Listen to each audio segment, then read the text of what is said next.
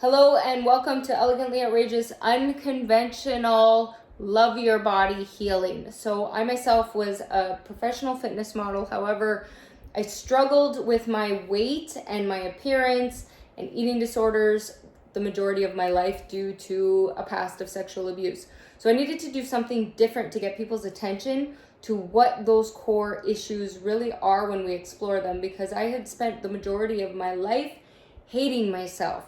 So it didn't matter how many magazines I was in or what I looked like. I didn't feel good about myself, and spent so much of my time in my life hating myself. In high school, I wasn't even like a quote unquote pretty girl. I did struggle with my weight. I've yo-yoed over time. I know what it's like to feel like an outcast, and I realized I had to learn to be the best version of myself and really drill it through people's heads, though, that just because you can look a certain way at a certain time doesn't mean you actually feel that way internally. Just like on the flip side, I know, a lot of people who need to have these like certain things in their kind of appearance a certain way, and that then they became very judgmental to people who weren't that way. But it's kind of like we all have our own ways of doing things, and it's just learning how to look deeper inside yourself. And I found I had to do that myself to be comfortable in my own skin, to be able to have a conversation like this, because the judgments can come from either side, right? So this is so inappropriate, and how dare a girl do a talk in her bra and her underwear? Well, what's the difference of if you're watching a movie and somebody's in that then all of a sudden it's okay? We'll just say that this is a version of a movie, which is true because it does lead to movies and documentaries, but that's a whole other thing that we talk about later. So it's trying to educate people on where you can be and be comfortable. Where are you? Like, who are you?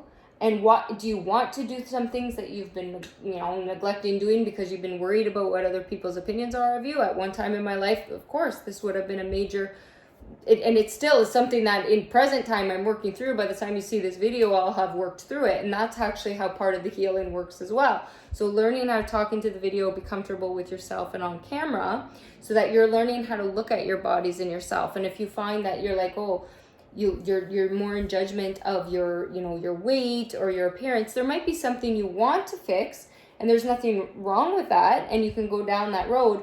But also we teach that when you have something that's out of balance or out of sync, or if you're in struggles with your weight or different things, I found that even directly our food patterns and our relationship with food has so much to do with our relationship with self-love and with our body, and that can actually literally cause intolerances in the body as well.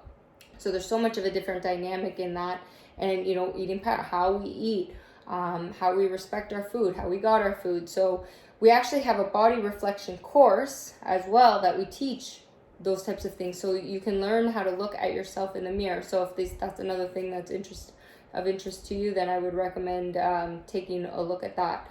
So let's explore who you are. Let's learn how to love yourself a little bit more, and maybe have some fun in the process doing it.